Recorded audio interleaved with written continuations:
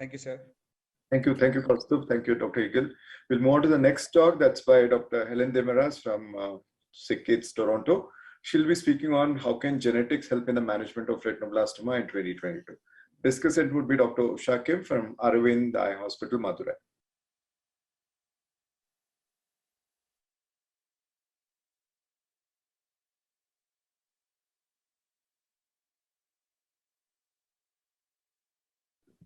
Helen, you're muted. Thank you. Sorry, that is a very rookie mistake. Thank you so much for the invitation to speak today. We've heard so far many of the talks reference genetics, and I think that's owing to the fact that cancer is a disease of the genome, essentially. And retinoblastoma, in fact, was the first cancer that brought this issue to light. So we all know that the majority of retinoblastoma tumors are associated with the RB1 gene located on chromosome 13. The gene itself is involved in controlling cell growth, preserving genome integrity. So you can see how loss of these functions is really advantageous to a growing tumor. And so we know that loss of both copies of the retinoblastoma gene is important to initiate tumor development. In many of the references, you'll see this termed as M1 or M2 for mutation 1 and 2, although now we generally refer to these as pathogenic variants. And the timing of when this occurs in the development of the individual will essentially dictate if that case will be heritable or non-heritable retinoblastoma. And I'll get into that in a minute. Dr. Eagle spoke of the MYC-N variant of retinoblastoma. And so this is another rarer form of retinoblastoma where, in fact, the RB1 gene is completely intact. And this gene is located on chromosome 2. It's an oncogene. It regulates cell growth and division. And in these classes of retinoblastoma tumors, too many copies or amplification, even more than gain that we're talking about when talking about the somatic copy number alterations in tumors. This is 20 to 100 copies we've seen, and this is enough to drive tumor initiation. At the level of heritability, we can start to see where these genomic origins of the tumor fall into which class. And so all heritable retinoblastoma is affiliated with the loss of RB1. And it's heritable because the M1 event occurs at the constitutional level. And so this M1 can either be inherited from a parent, whether or not that parent actually manifested with retinoblastoma. But in the majority of cases, it's acquired early in embryonal development. When we look at phenotype, all bilateral cases are heritable. It points to the heritability. But we also know that some, 15% of unilateral cases are also heritable. And the presence of this M1 at the constitutional level confers second cancer risk, family members at risk. In fact, you would also monitor the unaffected eye of a unilateral patient in this category for development of tumor in the second eye. Whereas the non-heritable class of retinoblastoma has normal constitution, normal germline. And so this is most unilateral cases caused by RB1. So the M1 and M2 event happens at the level of the retina only. And MYC-N is also always acquired, and the amplification is also somatic in that tumor. When we talk about the timing of the constitutional event, the M1 early in embryonal development, we also know that this isn't, if it happens a little bit later in development, here I've shown a 4-cell embryo where the, the initiating event that causes M1 only occurs in a fraction of the embryo. This later manifests into what we know as mosaicism. So the M1 affects a fraction of the germline cells. Retinoblastoma may develop in one or both eyes, maybe no eyes. Often we see when we go back and test parents and find that the parents are mosaic but never had retinoblastoma. We don't know just from the percent mosaicism we find in the blood, what their precise second cancer risks and heritability is for the next generation, or even second cancer risk, as I mentioned. So this remains a question to be answered, and we're getting closer. And then, of course, that's only enough to initiate the tumor. For RB1 minus tumors, whether it's acquired or at the constitutional level or the somatic level, this is only enough to lead to retinoma. And other genomic events are required for malignant progression to full malignancy. We see some of these events at low level in retinoma. These involve chromosomal gain at 1q, 2p, 6q, 7q. And through the study of enucleated eyes over the last 30 years or so, we know what genes might be driving tumor progression. So at 1q, there's KIF14, MDM4. MYC-N is actually also present at a lower level as in the RB1 minus tumors, though not the driving factor. 6q, which was mentioned earlier, we know that DEC and E2F3 might be important targets. MicroRNAs at 7q, and a loss of chromosome 16q is affiliated or associated with cadherin 11, which promotes cell-cell adhesion. There's also a pathogenic variant of BCOR that's been associated with progression, as well as epigenetic events as well. And so further research into exactly how these work, at which stages of tumor development, and what drivers or what targets we can use to interfere with malignant progression will be important areas of research. And also in terms of the MYC-N tumors, we don't know if there's additional genomic events. The research thus far seems to indicate MYC-N amplification is sufficient for development of MYC-N tumors, but of course, further research can delineate that for us. And so that's the genetic development in a nutshell. But what does this mean for the patient? And the title of the talk is, how can we use genetics for management of patients? And so for here, we can think about the patient that appears in the clinic, and where is genetics going to be useful? We've talked about how genetics is useful for precise diagnosis and perhaps treatment as the child grows.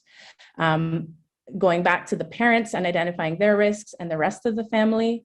But of course, knowing the heritable status of this child will affect family planning as they grow older, diagnosis and treatment of the next generation, and also monitoring of this patient as they grow older for second cancers. And I'd like to go through some of the technologies that are available right now, where research is actually budding to make it even more exciting for the future of retinoblastoma patients. And hopefully that generates some discussion. And so I just wanted to point out that genetic testing precisely identifies risk. We talked about how phenotype can give us some idea, but it's not the full picture. For example, we know that a bilateral patient has heritable retinoblastoma from the phenotype, but without genetic testing, we don't know the precise way RB1 is altered, and therefore we don't have the key to unlocking and screening family members or future children. Similarly, if a unilateral patient appears at the clinic, we don't know if they're heritable or non-heritable. We heard Dan Gombos give an example of how some unilateral patients are lost through the cracks because their doctors might tell them, well, you have unilateral, therefore your germline is not affected. That's not true. We need to know if the other eye is at risk, and we don't know that. We can't counsel on second cancer risk. We don't know if family members are at risk, and we can't differentiate between MYC-N or RB1 minus retinoblastoma. I have the asterisk there, of course, because Dr. Eagle just showed us there are distinct histopathological markers that can give us that information, but of course, only if that eye is enucleated. The importance of genetic testing and really drilling down the genetic makeup of the patient and tumor has been acknowledged by the AJCC TNMH staging. Ashwin didn't quite get to this, but AJCC staging for retinoblastoma is the only one that acknowledges the heritable trait as part of classification. And so when there is no genetic testing or not enough in the family history and phenotype to be able to give that genetic diagnosis. We call these cases HX. When high sensitivity genetic testing is available so that we can say with certainty that the RB1 alleles in blood are normal, then that patient is H0. And H1 would be any bilateral patient, retinoblastoma with a trilateral presentation, family history, or the molecular definition of a constitutional RB1 gene mutation, then they're H1 or heritable classification. And so genetic testing, therefore, can really help us drill down the precise diagnosis for the patient, screen parents, children of the parents or siblings, as well as be used in future for the next offspring. And so that's where I want to take a look at next. Actually, first counseling. So Dr. Gombos also mentioned how counseling goes hand in hand with genetic testing, because patients need to know what this means and to be active partners in their life course so they can access these services as they need them as they grow. Of course, genetic counseling is not consistent around the world. Some places, maybe there is no genetic counselor and the message is conferred by a doctor or nurse with various levels of training. We talked about how the message can either be something that's based only on phenotype, which is imprecise, or with high sensitivity genetic testing. And so the message to the family really depends on how precise that initial genetic diagnosis can be.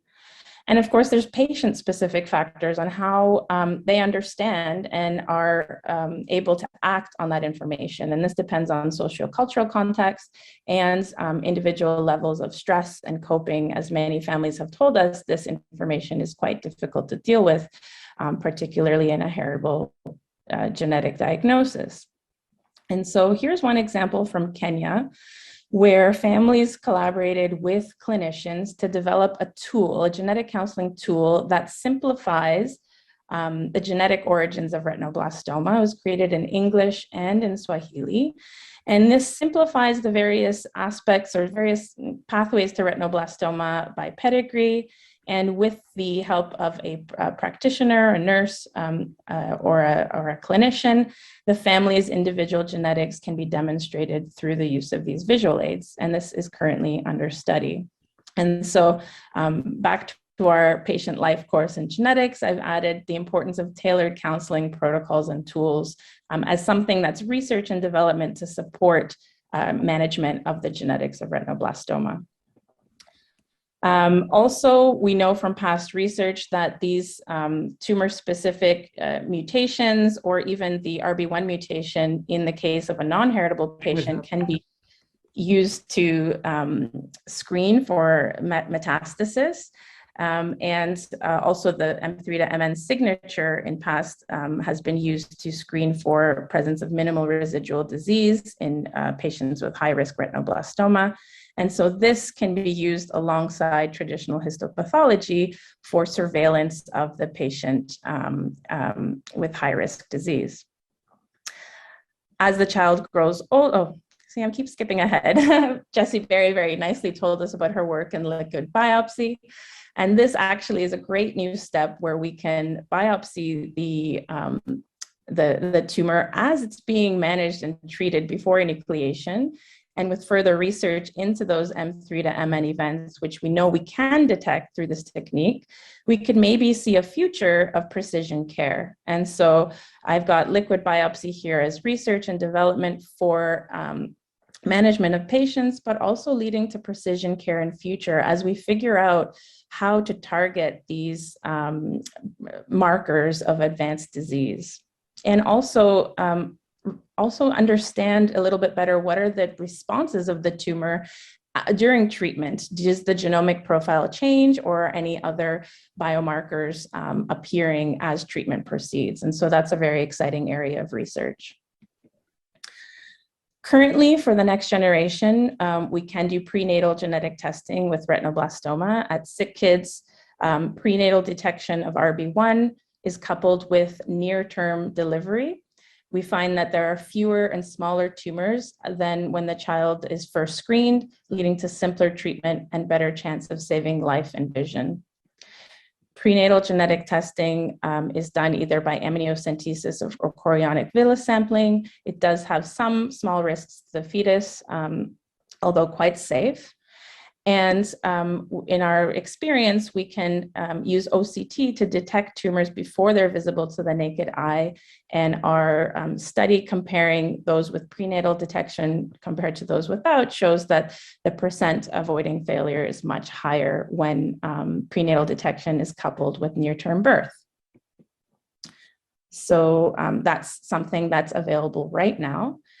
From the UK, we see a new way of prenatal testing non-invasively, so avoiding the rare risks associated with amniocentesis or chorionic villus sampling. And this captures cell-free fetal DNA in the mother's blood. And the mother's or the father's RB1 mutation is used to screen that cfDNA. And I heard this week that this test is now available to all familial retinoblastoma patients in England by the NHS. So that's an example of research leading to a new opportunity to manage familial retinoblastoma cases. In one of the questions earlier, an audience member asked about in vitro fertilization and pre-implantation genetic diagnosis. And so this would be for familial retinoblastoma cases who wish to prevent retinoblastoma in the next generation. And so they would undergo IVF.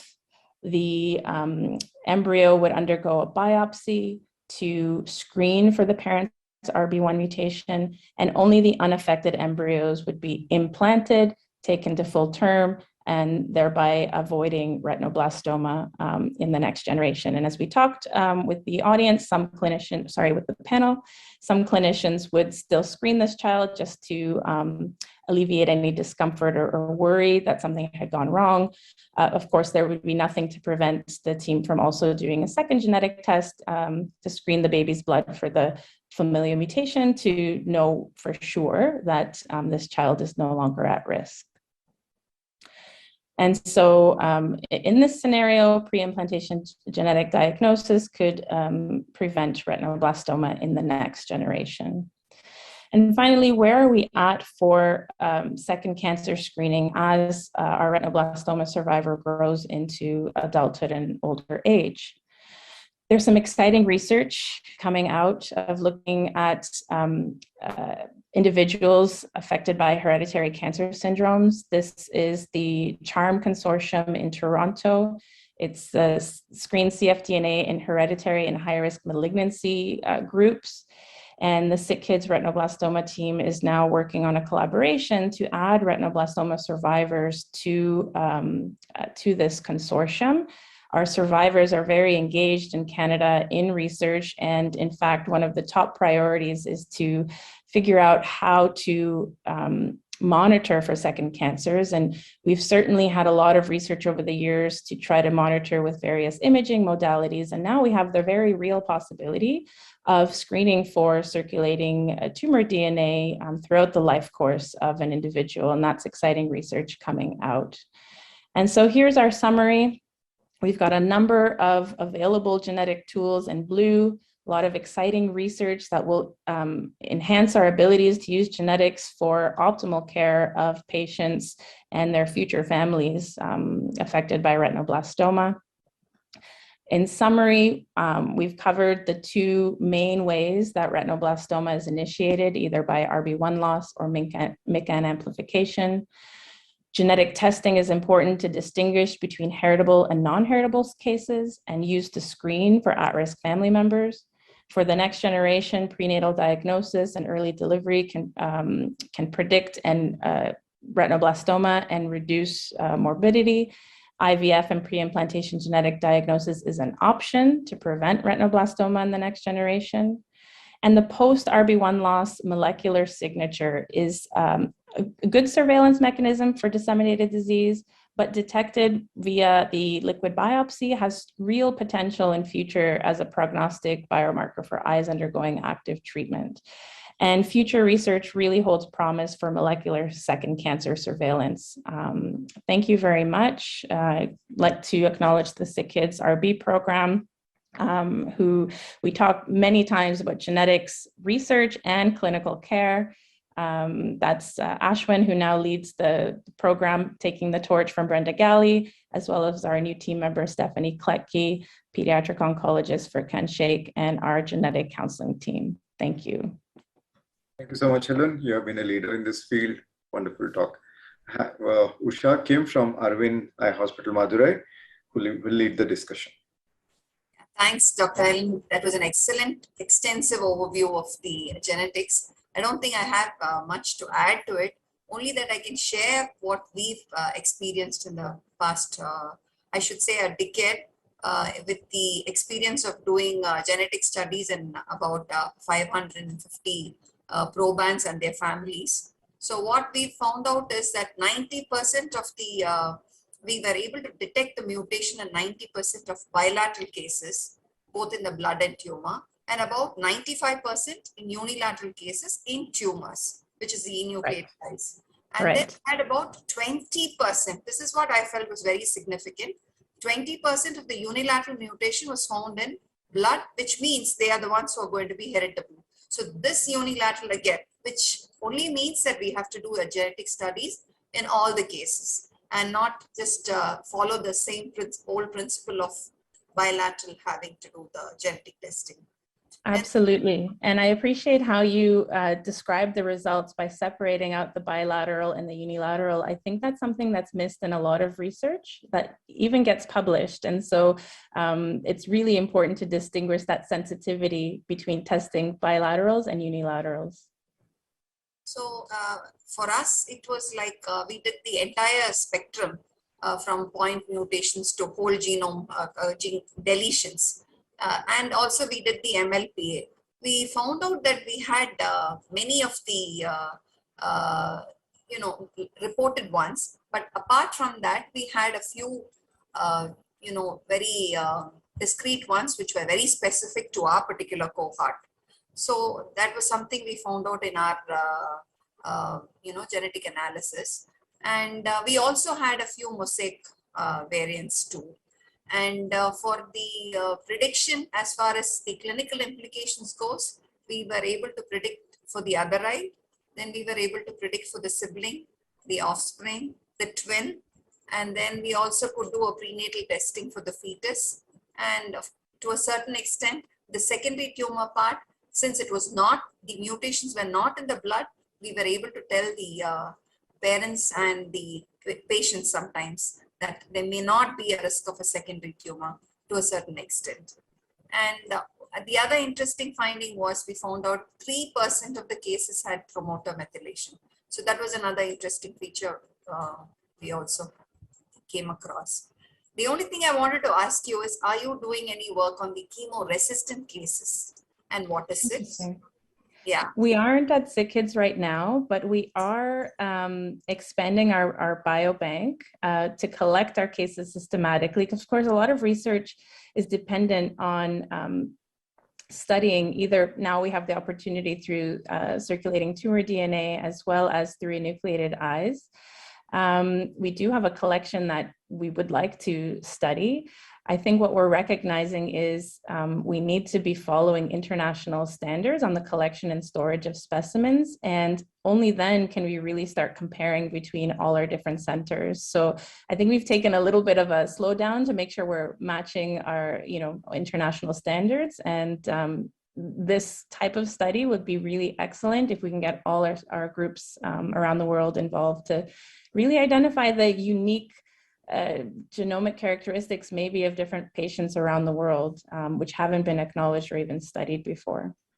Yeah. And what about the role of cancer stem cells? Any work on that aspect? We haven't done any of that at Sick Kids yet, yeah. And the other important factor, at least in India, is the implications of counseling.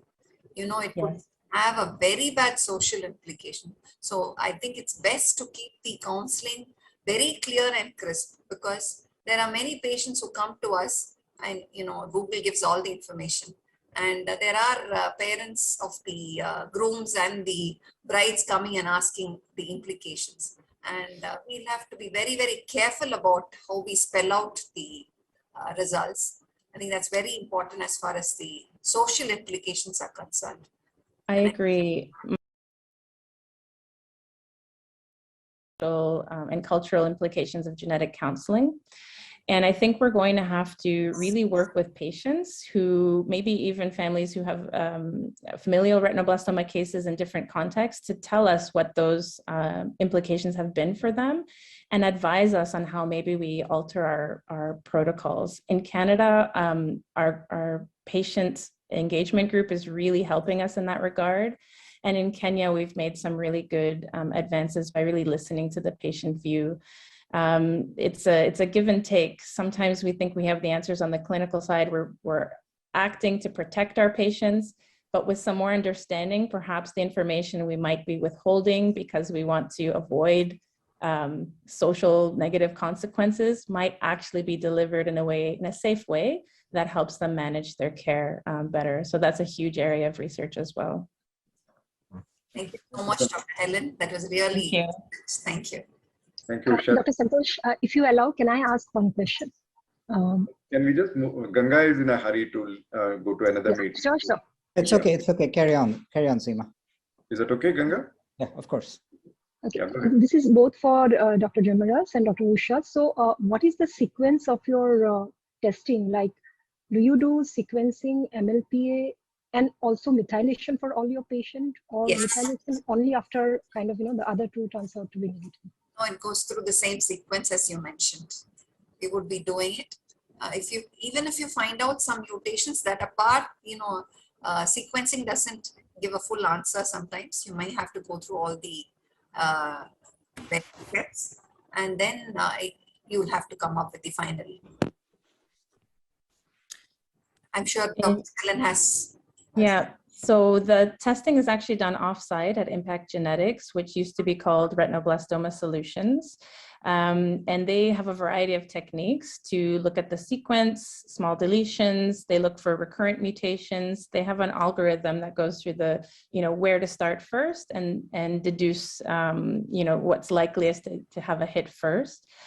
They look for splice mutations, a number of different things. And of course, there's also karyotyping, which is important in a small group of patients to detect large deletions of Q. Yeah. For the point mutations, you'll do the Sanger sequencing for the point mutations. And do you do methylation for kind of, Yeah. all the patients before you actually label them as Yes. sort of germline? Yes. Okay. Thank you.